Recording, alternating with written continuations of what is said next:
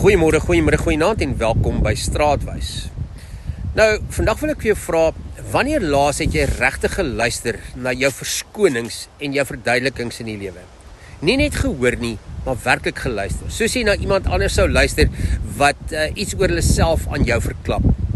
Baie mense skram weg van woorde wat hulle as airy-fairy afgemaak het. Dinge soos bewussyn, manifestasie, energie, en hulle sê, dis vir hippies, dis vir weird mense, dis nie heeltemal Bybels nie. Maar hier is die ironie, jou Bybel leer dit al lang voor hierdie woorde mode geword het. Die skrif sê, die dood en die lewe is in die mag van die tong, in Spreuke 18. Jesus self sê in Lukas 6, uit die oorvloed van die hart praat die mond. En Job stel dit skokkend eerlik en sê, wat ek gevrees het, het oor my gekom, in Job 3. Met ander woorde, jou woorde skep jou wêreld, nie op 'n magiese manier nie, maar op 'n diep menslike, geestelike en praktiese manier. So as jy nog dink, hierdie goeters is net vir New Agers, dink weer, jou Bybel sê dit al jare lank en deur eeue lank vir mense.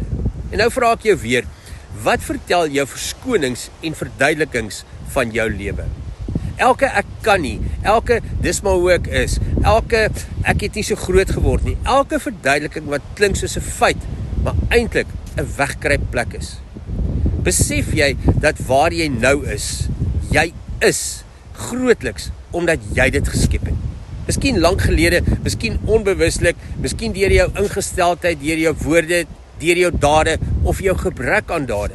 Dit beteken nie, jy is skuldig en jy moet jouself die heeltyd pak slaag gee daaroor nie, maar dit beteken, jy is verantwoordelik.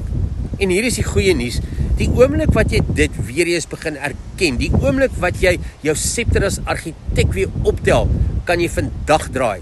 Nie eers jou môre nie, jou vandag. Ek wonder soms, hoekom dit mense bang maak? Hoekom maak dit jou nie opgewonde nie? Hoekom laat dit jou nie van vreugde op en afspring nie? Want dit beteken, jy is nie magteloos nie, jy is die energiebron van jou lewe, jy is 'n medeskepende wese gemaak na God se beeld.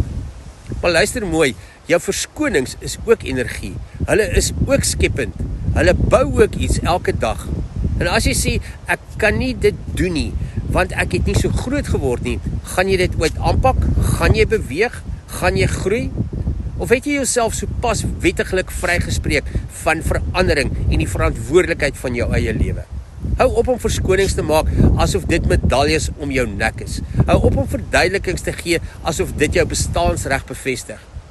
Jy het nie 'n naughty badge nodig vir waar jy vasgeval het nie. Niemand gaan dit ooit prysenswaardig vind nie. Soms moet ek en jy net groot word. Soms moet jy ophou kla, ophou almal om jou blameer en begin beweeg. Nie uit skuld nie, maar uit roeping. Nie uit vrees nie, maar uit geloof. 'n Lewe sonder verskonings, 'n lewe sonder eindelose verduidelikings, 'n lewe soos God dit bedoel het, vol energie, groei, vreugde en ja natuurlik ekstase. Ek groet jou en ek sê ek hoop jy het 'n wonderlike dag en mooi loop.